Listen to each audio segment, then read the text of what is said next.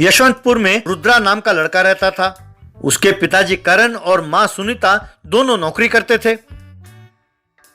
एक दिन सुमित्रा अपने पति से, अजी सुनो, हर रोज मुझे दफ्तर के लिए देर हो जाता है। रोज सुबह उठती हूँ, घर साफ करती हूँ, खाना बनाती हूँ, बर्तन धोती हूँ, फिर आपको खिलाती हूँ, फिर रुद्र को उठाती हूँ, उसे नहलाती हूँ, उसे खाना परोसती हूँ, फिर ऑफिस जाते देर हो जाती है।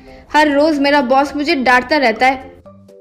तो मैं क्या करूं? आकर तुम्हारे बॉस से बात करूं क्या? मैं कहूंगा, जी मेरी पत्नी बहुत बिजी रहती है, घर की सारी जिम्मेदारियां उस पर ही हैं, वो बहुत काम करती है। इस धरती पर और कोई औरत इतना काम नहीं करती जितना ये करती है, इसीलिए हर रोज वो दफ्तर देर से ही आएगी, आप बस नजरअंदाज कर दीजिए। ऐसा कहूं क्या? यूं उसका मखौल करने लगा तो सुमित्रा को गुस्सा आया। बस बहुत हो गया मजाक। मैं हर रोज इतना काम करके जाती हूँ और तुम्हें मजाक सूझता है? यूं बैठे बैठे मजाक उड़ाना छोड़ दो। एक दिन तुम वो सब काम करके दिखाओ जो मैं करती हूँ हर रोज, जब छट्टी के दूध याद आएंगे।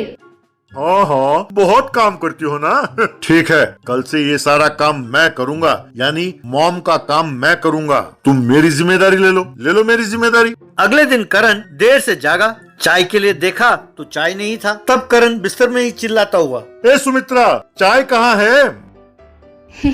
माफ कीजिए, वो डायलॉग मेरा है। आज से चाय तुम बनाओगे ना?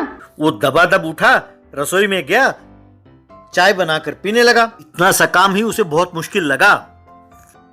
फिर जाकर रुद्रा को उठाया। बेटे रुद्रा, उठो, आज से मम्मी तुम्हें तैयार नहीं करेगी, मैं ही तुम्हें तैयार करके स्कूल भेजूंगा। उठो, जल्दी तैयार हो जाओ, देर नहीं होनी चाहिए। तो रुद्रा उठने का नाटक करके फिर सो गया। जब करण दोबारा आया और रुद्रा को सोते हुए देखा तो उसे बहुत गुस्सा आया और उसे जोर से एक लात मारा। रुद्रा रोते हुए जागा और क्यों पिताजी, आपने मुझे ऐसा क्यों मारा? कोई ऐसे छोटे बच्चों को मारकर जगाता है क्या? आपने मुझे ऐसे क्यों जगाया पिताजी? मम्मी हर रोज मुझे उठो राजा, मेरा सोना बेटा उठो कहकर उठाती है और आप मुझे यूं मारते हो। कहकर रोते हुए उठा। ठीक है पिताजी, आकर मुझे ब्रश कराइए। तब करण को और गुस्सा आया। क्यों रे, गधे जैसा बढ़ गया है, अब दांत साफ करना नहीं आता? तुम्हारी मम्मी ने तुम्हें ये भी नहीं सिखाया? क्यों नहीं सिखाया? सब सिखाया, लेकिन जब तक मम्मी मेरे ब्रश करती रहती है, कहती है कि यदि दांत ठीक से साफ नहीं किया तो बू मारता है, इसीलिए वो खुद ही हर हफ्ते मुझे एक बार ब्रश कराती है। तो रुद्रा को ब्रश करा के उसे नहलाकर तैयार किया। नाश्ते के लिए उसे नीचे ले आया। रसोई में जाकर कुछ बनाने की कोशिश करने लगा, पर सब कुछ जल गया। जले हुए ब्रेड के टुकड़ों को प्लेट में डालकर ले आया। यक, ये क्या पिताजी, जला हुआ ब्रेड, इससे कोई खा सकता है क्या? यक, इतना घटिया ब्रेकफास्ट मैं जिंदगी में पहली बार देख रहा हूँ पिताजी, मैं नहीं खाऊंगा। कि सुमित्रा डाइनिंग टेबल के पास आई।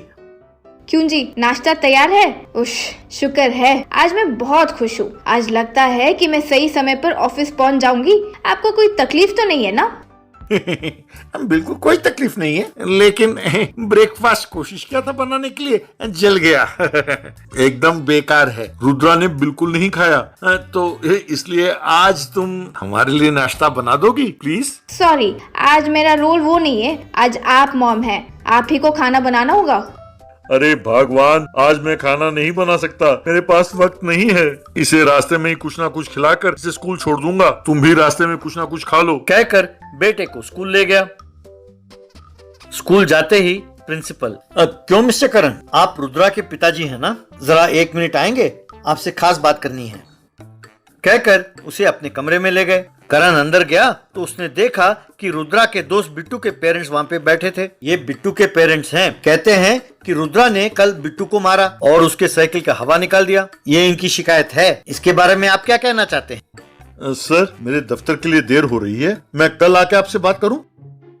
ये क्या बात हुई मिस्टर करण? हम यहाँ कह रहे हैं कि आपका बेटा बात नहीं सुनता है और आप कह रहे हैं कि आपके दफ्तर के लिए देर हो रही है। तब करण के समझ में नहीं आया कि क्या, तो उसने रुद्रा के गाल में जोर से एक थप्पड़ मारा। रुद्रा रोने लगा। ये क्या बात हुई मिस्टर करण, आपने बच्चे को ऐसा क्यों मारा? अगर यही रुद्रा की माँ होती यहाँ पर तो वो प्रॉब्लम को यूं आराम से सॉल्व कर देती। वो रुद्रा और बिट्टू को अपने पास बुलाकर दोनों से ये पूछकर कि प्रॉब्लम कहाँ से शुरू हुआ, उन दोनों को प्रॉब्लम सॉल्व करके उनकी फिर से दोस्ती करा देती और उन्हें नसीहत देती कि फिर दोबारा कभी ना लड़ें। लगता है कि आपके पत्नी के पूरे सपोर्ट के कारण और सब काम वो खुद संभालती हैं, इसीलिए आपको बहुत सारी बातों की जानकारी नहीं है। ये सुनते ही करण ने अपने सिर झुका लिया। शाम को घर लौटकर सिर पकड़कर बैठ गया।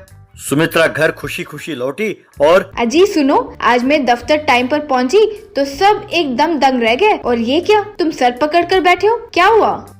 सॉरी सुमित्रा, मैंने सोचा कि मॉम का रोल बहुत आसान होता है। मैंने तुम्हारा मजाक उड़ाया था, पर एक दिन में ही मुझे पता चल गया कि मॉम का रोल निभाना कितना मुश्किल है। आज मैं दफ्तर देर से पहुंचा तो बॉस ने मुझे गाली दी। आज से मैं तुम्हारे हर काम में हाथ बटाऊंगा। दोनों जिम्मेदारी को बांट लेते हैं। सुमित्रा ने करण को गले लगा लिया और थैंक यू माय डियर। अरे हम